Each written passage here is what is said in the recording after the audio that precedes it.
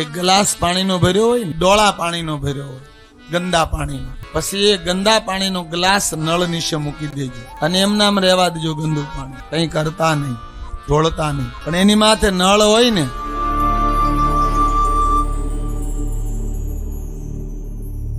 ગતિને સુધારવી હોય તો પાયો મતિ બનશે.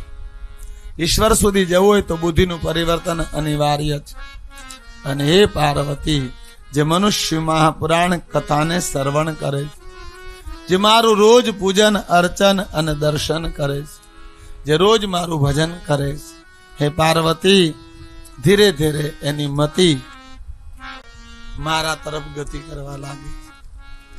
ધીરે ધીરે એની બુદ્ધિ શુદ્ધ થવા લાગે છે. ધીરે ધીરે એ માણસ પરિવર્તિત થવા લાગે. કોઈ વસ્તુને છોડવા કરતા કઈ થોડું અપનાવો ને. દુર્ગુણોને નથી છોડવા, ભલે રહ્યા. ક્રોધ, કામના, વાસના, ઈર્ષા બધું ભલે રહ્યું, રહેવા દો, એને છોડવાનો પ્રયાસ નહીં કરો.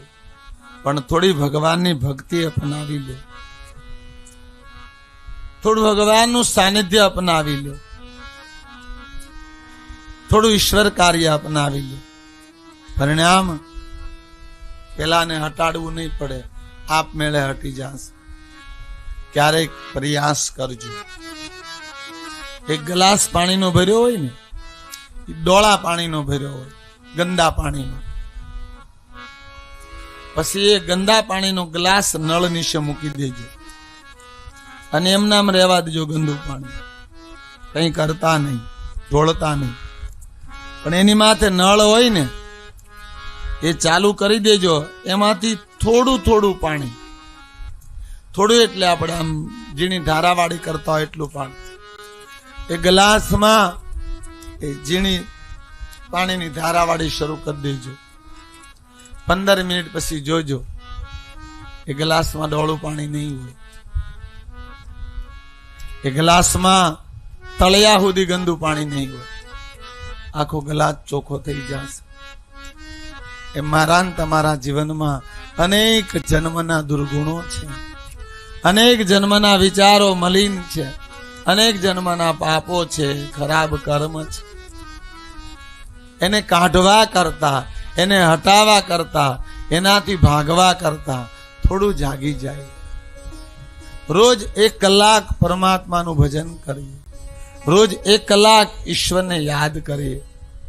રોજ પરમાત્માનું 1 કલાક ભજન કરશો, પૂજન કરશો, પરમાત્માનું સ્મરણ કરશો તો આમાં જે ડોળ છે ને એ તમારે કાઢવો નહીં પડે. ભગવાનની ભક્તિથી એ ડોળ આપમેળે નીકળી જાય અને તમે શુદ્ધ થઈ જાઓ.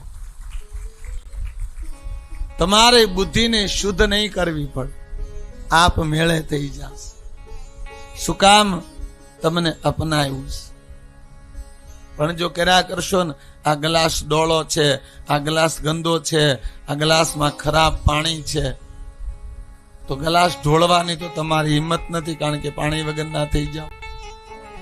પણ ગ્લાસમાં પવિત્ર પાણી નાખવાની પ્રક્રિયા સ્વીકારશો તો શાયદ આપમેળે ડોળથી મુક્ત થઈ જશે.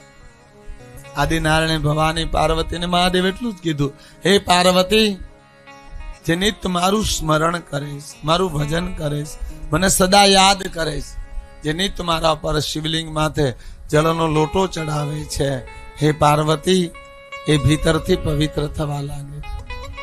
બહુ ભાગ્યશાળી માનવ હશે જેના ઘરમાં શિવલિંગ હશે. બહુ જ ભાગ્યશાળી માનવ હશે જેના યુવાન દીકરા દીકરીઓ રોજ સવારમાં શિવલિંગની પૂજા કરતા. એના ગ્લાસમાંથી ડોળ કાઢવો નહીં પડે, આપમેળે વયો જશે. એક સમય એવો આવશે એ માણા મતિથી શુદ્ધ થઈ જાય, એ માણાની બુદ્ધિ પવિત્ર થઈ જાય.